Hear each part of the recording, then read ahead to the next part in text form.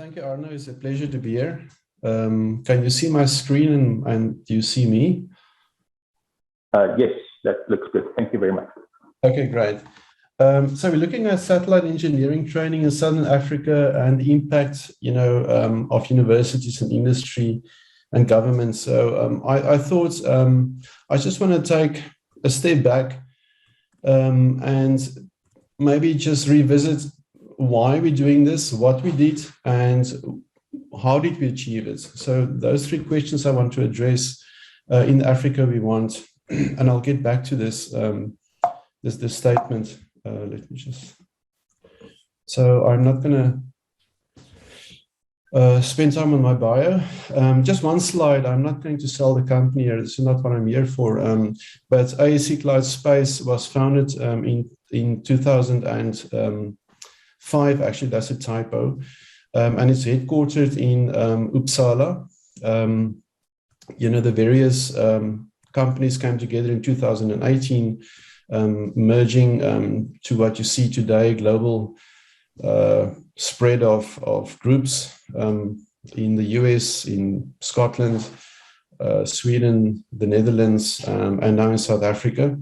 Our business is small satellite technology and services. We have about 170 employees in the 6 countries. We're publicly listed, and significantly, we have more than 1,000 years of aggregated experience or heritage, rather, in orbit.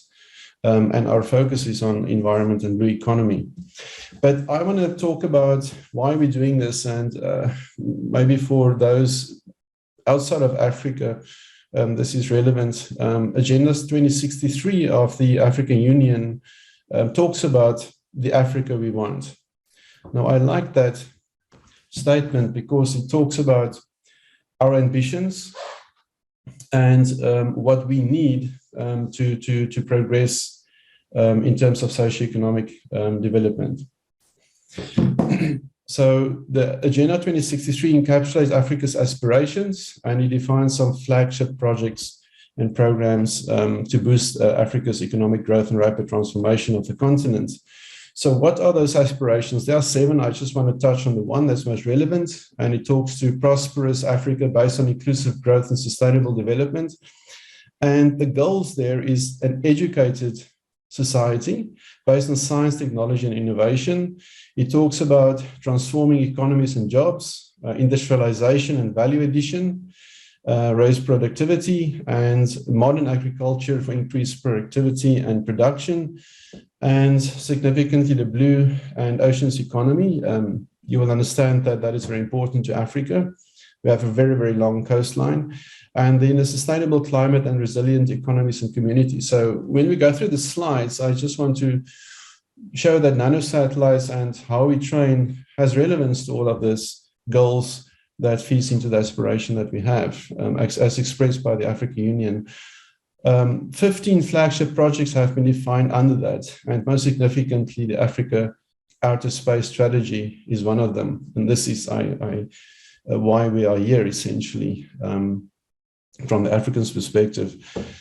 So it aims to strengthen Africa's use of outer space. It is acknowledged as a critical importance to the development of Africa. There is a awareness or a realization that we need to speed up access to these technologies and products, and acknowledgement, very importantly, that new developments in satellite technologies make this accessible to African countries. And here, obviously, we talk about the new space paradigm and nanosatellites. So there's already, at the very high level, buy-in from the African Union into what we do as a Southern African region and Africa as a whole. Just some perspective, why space specifically? And this is an interesting graphic. People do not always realize, because of the projection of the map that we use. It's a huge, huge continent. You can fit all of the US in there: India, Europe, China, Argentina. I see there's a visitor or a participant from Argentina as well. So it's a huge continent, and if you have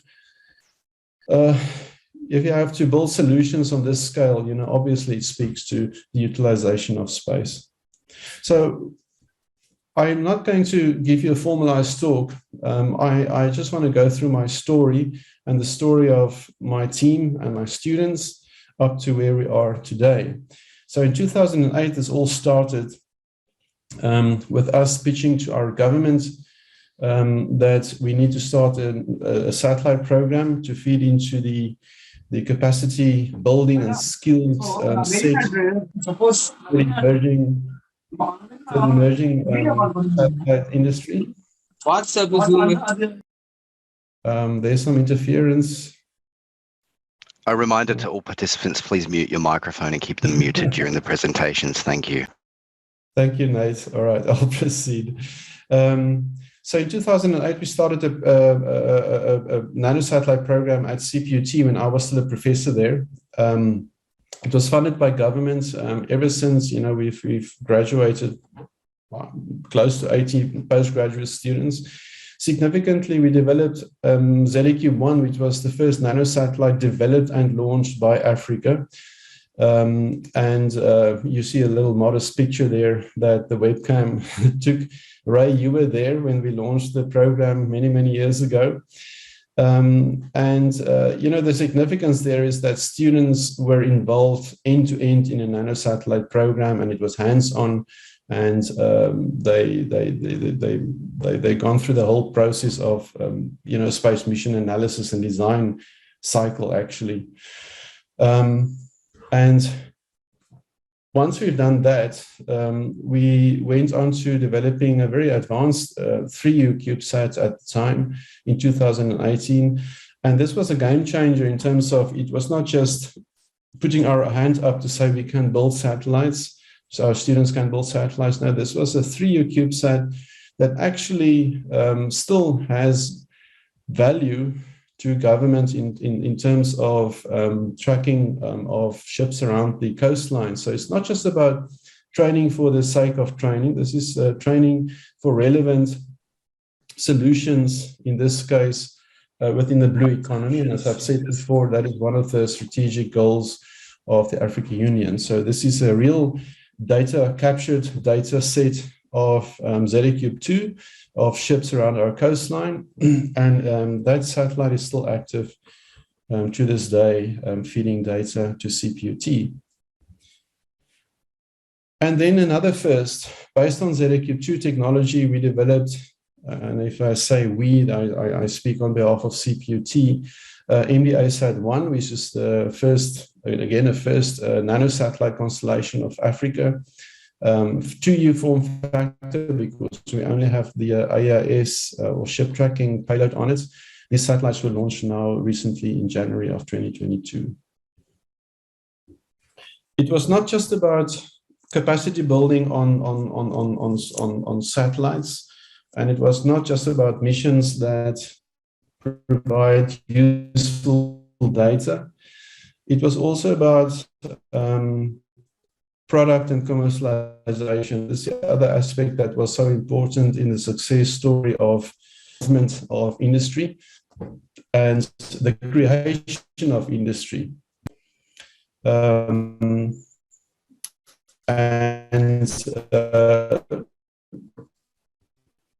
Other things that we were very active in what we do.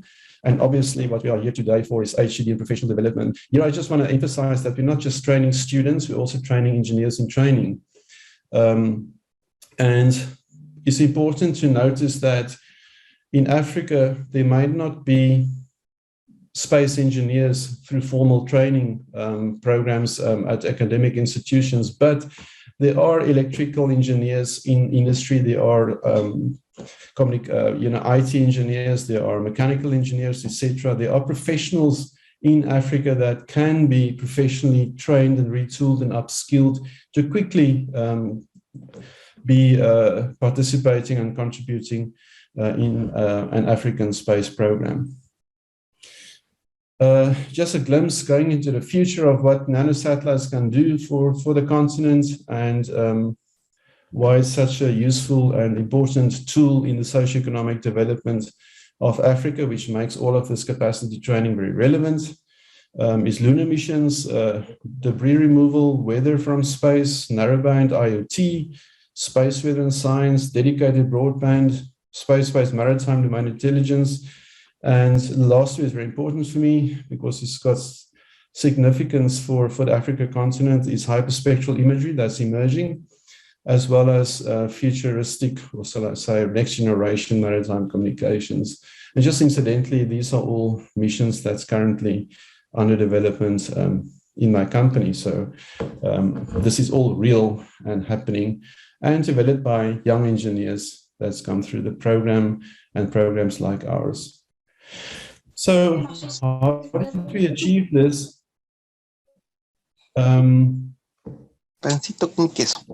You have to go from academia to industry, and new space is such a vehicle. So at a programmatic level, you have to catalyze all the phases of the industrialization value chain. So this sounds very lofty, but in essence, you have to have community involved and community involvement.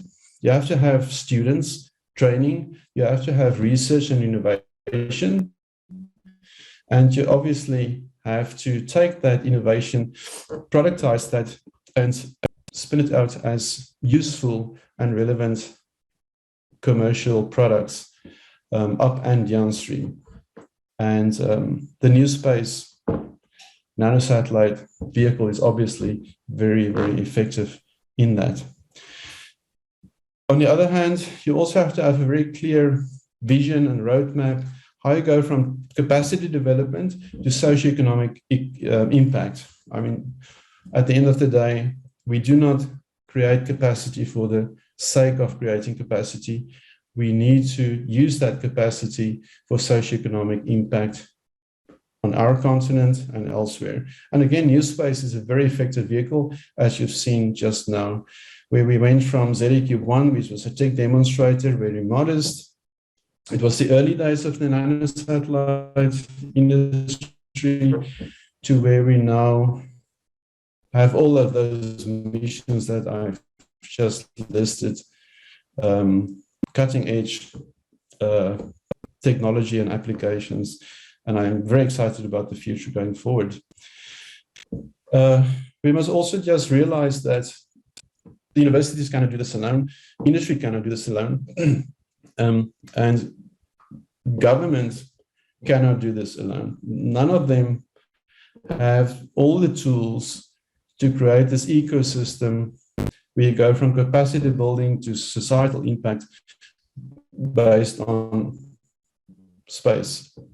So it's very important that this quad helix get together, where you bring university for capacity building and innovation, you bring industry that commercializes the intellectual property at university, and that gives you sustainability. Obviously, you need the mandate and the support from government to create this broader ecosystem within which you work, and the regulatory frameworks and the policies and procedures that will actually allow for a vibrant industry.